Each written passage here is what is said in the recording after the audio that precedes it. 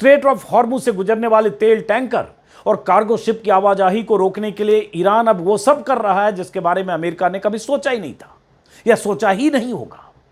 Iran पर हमले करके तबाही मचाने की योजना बनाने वाले ट्रंप को लगा होगा कि उनकी धमकियों और चेतावनियों के डर से ईरान स्ट्रेट ऑफ हॉर्मुज को रोकने की हिम्मत नहीं करेगा।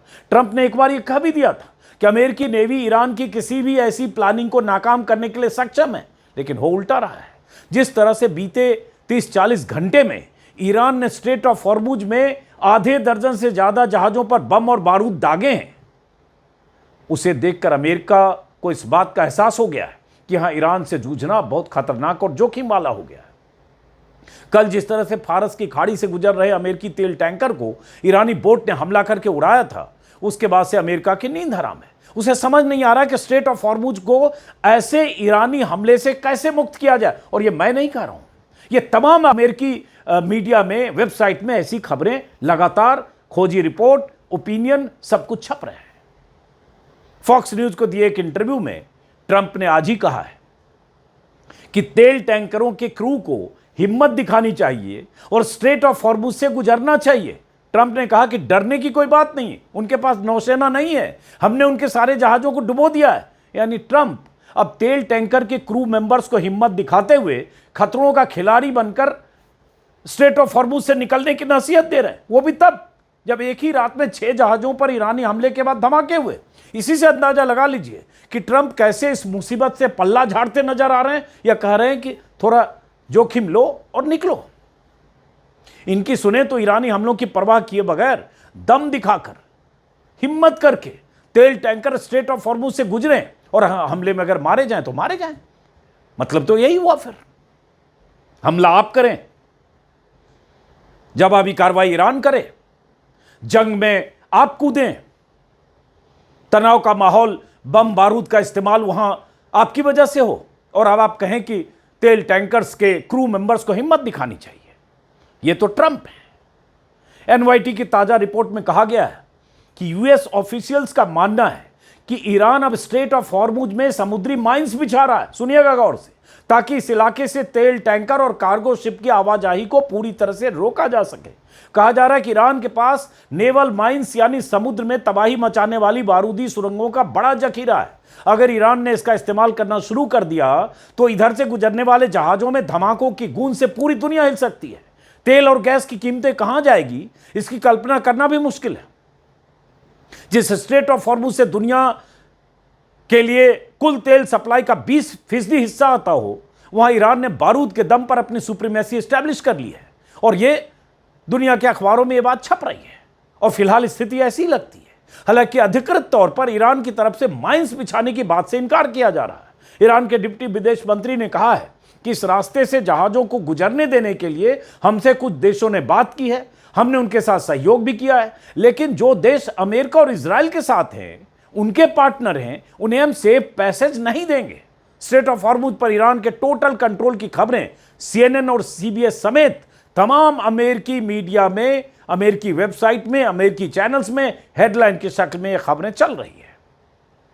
ईरान ने वहां से गुजरने वाले जहाजों को निशाना बनाकर साफ ऐलान कर दिया है, रूस और चीन के अलावा जो भी जहाज इधर से गुजरेगा वो हमारे हमले का शिकार होगा। अमेरिकी अधिकारियों ने CBS न्यूज से नाम न बताने की शर्त पर जो जानकारी दी है, उसके मुताबिक ईरान स्ट्रेट ऑफ हॉर्मुज में बारूदी सुरंगें बिछाने के लिए ऐसी छोटी नौकाओं का इस्तेमाल कर रहा है जिनमें से प्रत्येक नौका से 2 या 3 नेवल माइंस ले जाई जा सकती है। खबर में कहा गया है कि हालांकि ईरान के पास कितनी नेवल माइंस है, कितना बड़ा भंडार है, इसके बारे में कोई सटीक पुख्ता जानकारी नहीं है, लेकिन कई सालों से जो अनुमान लगाया जा रहा है उसके मुताबिक इनकी संख्या, इनकी तादाद 2000 से 6000 तक हो सकती है। और ये नेवल माइंस ईरान, चीन या रूस में बने हो सकते हैं। ये अमेरिकी अखबार छाप रहे हैं। और ऐसी स्थिति में अमेरिकी नेवी स्ट्रेट ऑफ हॉर्मुज में उतरकर ईरान को रोकने या उससे मुकाबला करके जहाजों को एस्कॉर्ट देने के खतरा मोल लेना नहीं चाहती है। CNN की लेटेस्ट रिपोर्ट में दावा किया गया है कि ट्रंप प्रशासन ने स्ट्रेट ऑफ हॉर्मुज में ईरान वार के इंपैक्ट को अंडर एस्टिमेट किया। इस रिपोर्ट में कहा गया कि पेंटागन और नेशनल सिक्योरिटी काउंसिल ने हॉर्मुज को बंद करने के ईरानी दावे को बहुत हल्के में लेने की गलती की। राष्ट्रपति ट्रंप की नेशनल सिक्योरिटी टीम इस खतरे को भांपने में बुरी तरह से विफल रही।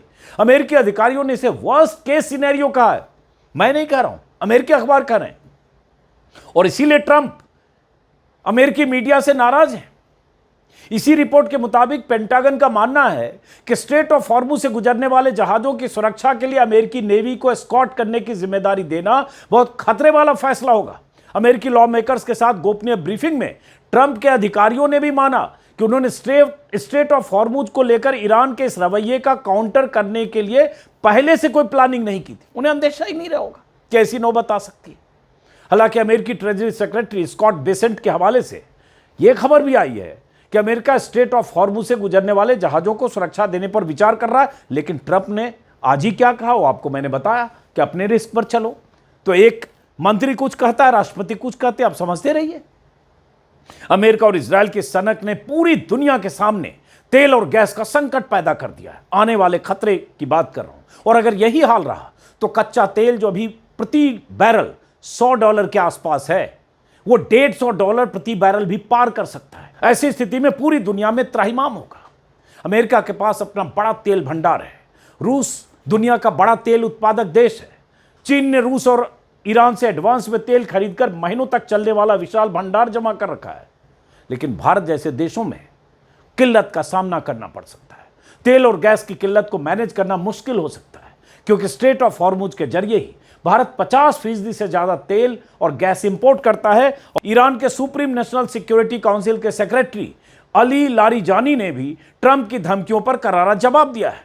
अली लारिजानी ने फारसी में एक ट्वीट किया है जिसका मतलब है कि जंग शुरू करना आसान है, लेकिन ट्वीट कर देने से जंग खत्म नहीं होती। हम आपको तब तक नहीं छोड़ेंगे जब तक आप अपनी गलती मान न लें और उसकी सजा भुगत न लें या सजा भुगतने को तैयार न हो जाएं। यानी ईरान ने अपने इरादे जाहिर किए हैं कि वो पीछे नहीं हट रहा है। ईरान के राष्ट्रपति मसूद पेजेश्कियन ने तो जंग खत्म करने के लिए कल 3 शर्तें बता दी हैं, जिनमें अमेरिका से नुकसान की भरपाई का मुआवजा तक मांगा गया है।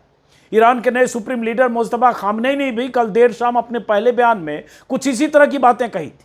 मुस्तफा की तरफ से कहा गया कि हम किसी भी हालत में दुश्मनों से मुआवजा लेंगे और अगर वो देने से इनकार करते हैं तो हम उनके संसाधनों से वसूलेंगे, और अगर यह भी मुमकिन नहीं हुआ तो हम उनके संसाधनों को उसी हद तक तबाह और बर्बाद करेंगे। ये तो कोई भी समझ सकता है कि अमेरिका किसी भी सूरत में न तो कोई मुआवजा देगा न ऐसी शर्तें मानेगा। फिर सवाल उठता है, जंग कब तक चलेगी? ईरान कब तक डटा रहेगा? अमेरिका और इजराइल कब तक हमले करते रहेंगे? और सबसे बड़ा सवाल यह है कि अगर ईरान की ताकत बकौल ट्रंप खत्म ही हो गई है तो स्ट्रेट ऑफ हॉर्मुज से लेकर इजराइल और अमेरिकी ठिकानों पर हमले कौन कर रहा है? जितनी खबरें हम बाहर मीडिया के हवाले से देखते हैं, जो वीडियोस देख रहे हैं, जो वीडियो वायरल हो रहे हैं, उसके हिसाब से तो लग रहा है ईरान में बहुत कुछ तबाह हो गया। ट्रंप कह रहे वायुसेना तबाह हो गई, नौसेना तबाह हो गई, मिलिट्री पावर न्यूट्रलाइज हो गया, न्यूक के जो भी फैसिलिटीज थी सब पूरी तरह से कारपेट बॉम्बिंग करके खत्म कर दिया गया। तो तेल रिफाइनरी खत्म हो गई, जितने तेल भंडारण थे वो खत्म हो गए। तो उस हिसाब से तो लग रहा है बहुत जबरदस्त तबाही हो गई। आप आराम से बात कर रहे हैं, हालांकि आप शायद तेहरान से 90 किलोमीटर कौम में। हम इधर चाह रहे हैं कितनी तबाही हुई, क्या खौफ है, क्या डर है, क्या कुछ हुआ ईरान में इन 13 दिनों में? तो ईरान की तरफ से कुछ जिन है आसमान से उतरे हैं जो हुर्मुज पर जाके लड़ रहे हैं, और ईरान की तरफ से जिन ही है जो डेली मिसाइल फेंक रहे हैं, क्योंकि सारे तो खत्म हो गए। अब ईरान के पास जिन पावर है जिसकी वजह से वो ईरान लड़ रहा है। तो ये बेवकूफ़ों को इतना नहीं समझ में आता कि हर रोज कहते हैं कि आज का हमला जो होगा वो सबसे बड़ा हमला होगा। अरे भाई, कल भी यही डायलॉग बोला था आपने, आज की रात कयामत आने वाली है, ये कल भी आपने बोला था। देखिए, ईरान में आपने वीडियो देखा होगा, मैं आपके साथ शेयर कर दूंगा, मेरे इंस्टाग्राम पेज पे भी है। ईरान में एक बहुत मशहूर सिंगर है, उनका नाम है हुसैन ताहिरी। वो तेहरान में इनकलाब स्क्वायर एक है, वहां पर वो अपना सॉन्ग पढ़ रहे थे, रेवोल्यूशनरी सॉन्ग पढ़ रहे थे, और 10,000 20,000 लोग रास्ते पे।